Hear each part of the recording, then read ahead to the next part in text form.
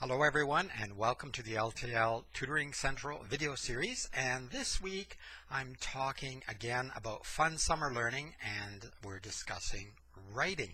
And some people may be heading for the hills saying, my children are not going to write. I might as well take a hammer and bang it on my thumb rather than try to get my child to write something.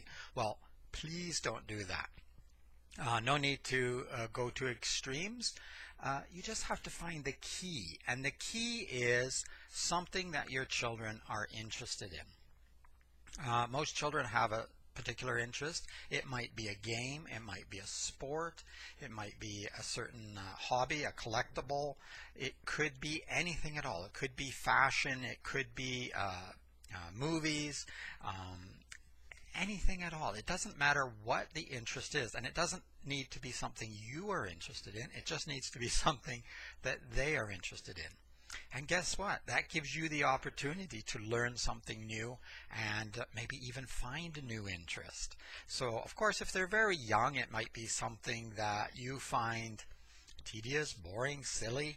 That doesn't matter. You want to become interested in it, and you're interested in it not because you love Lego or not because you love a certain doll or whatever, but you're interested in it because you want your son or your daughter to do well in school and learn how to write. And the best way to get access to that is to have fun writing. So you could write a blog. The child could write a blog. You could write together, or of course, if they're of a certain age, he or she may take it up themselves and just start writing. But doing blogging on the computer is interesting because you can find other bloggers who are writing on a similar topic. You can read their information, and that can give you some ideas, but you can also connect and get to, not a partnership exactly, but a whole network of interest around that topic. And that makes it better for you. It motivates you and motivates your child to write even more. You can do journal writing, and for journal writing, you can do that on a computer as well, but you can do it in a book. Just get a scribbler. You can get a nice, colorful, fancy journal if you like. You don't have to get an expensive one. Or you can just make one up yourself, or even a binder with loose leaf sheets. You can decorate it yourself. You can make it your own. And when I say you, I mean I'm talking primarily about the child doing this, but of course you may need to help if they're of a certain age. And the journal can be similar to a blog. It can even have the same kind of entries that a blog would have, but it could also be a more typical journal where it has more personal entries in it, some things more private, because if it's not going online, you don't have to worry as much about that. And while I'm on that topic, if you're nervous about online, of course there are sites that are safer, and you can also make sure you control the password and you look at the comments, or you disallow comments if you need to before you put them on. So there's lots of things you can do around that issue, so it's not such a big deal. But if they're writing something really personal, it should probably not go online and just go in a private journal at home. And you can also make up topics, or not topics really, but sort of motivating questions, you know. So write one good thing from today, write something that wasn't quite so good from today, write something you saw that was interesting today, or something that was funny today, and then just do a few sentences each day. That might help for students or children who are a little more reluctant to write. I find that most students will write. Even I've been tutoring for over 20 years. I've had lots of students who hate writing, absolutely hate writing.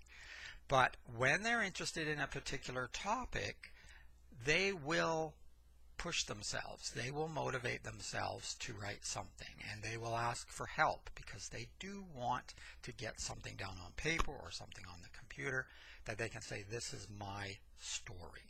And that leads me into other kinds of writing. You can write short stories, you can write poems, you can even begin a novel if you like. That's a little bit of a bigger project, but you can at least start it. It doesn't really matter if you finish the project.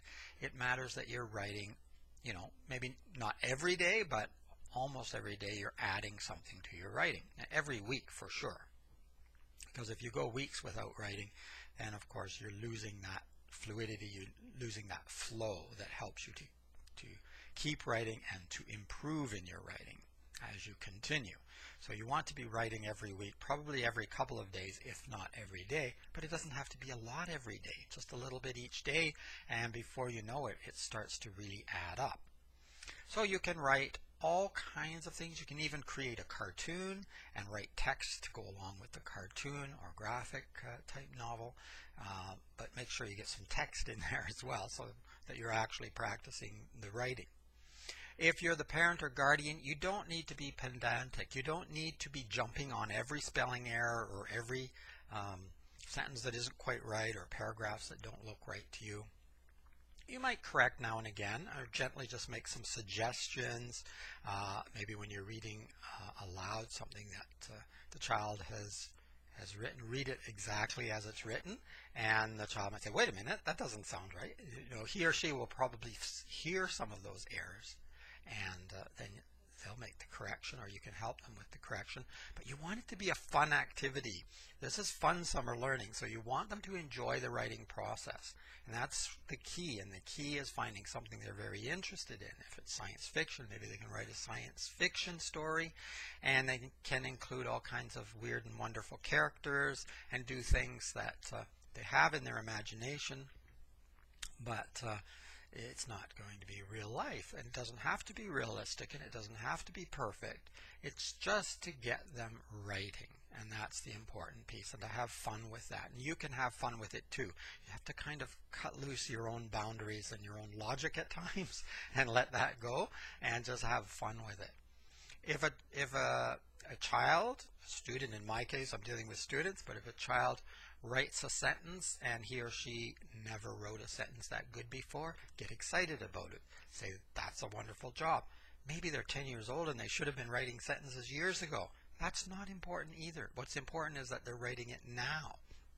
Every improvement, every increase in their ability is something that we want to have fun with, we want to get excited, and it's contagious. If you're excited about something, others around you get excited about it. You know yourself, if you're around somebody who's happy and excited and motivated, you feel that way too, and you might do a better job at your work or whatever you're doing. You just feel better about it. You feel motivated to do more. So try to do that for your children as well when it comes to writing, reading, or anything else.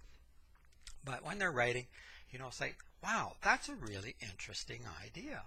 Even if in the back of your mind saying, "That's a really unrealistic idea," but it doesn't matter. Just keep writing and keep having fun.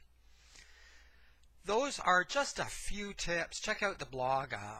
There's a couple of differences between the blog and the video each time, even though I'm talking about the same topic.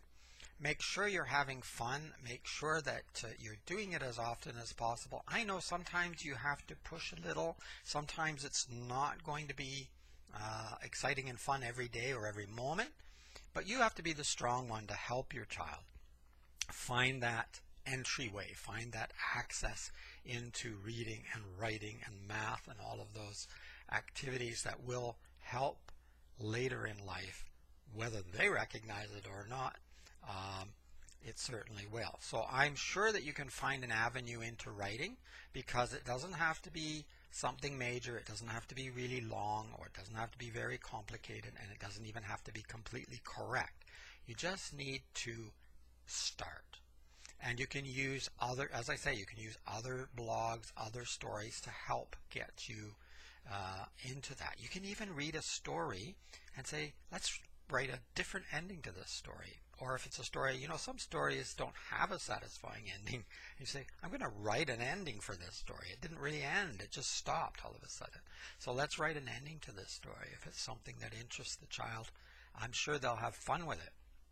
You can even have them, if writing is a real challenge for them, you can have them dictate what it would be and do it either on a computer with a voice recognition system, or you can help them with that. But make sure you get them doing some writing as well. And I would really, really encourage you to get them doing some writing on this old-fashioned stuff called paper.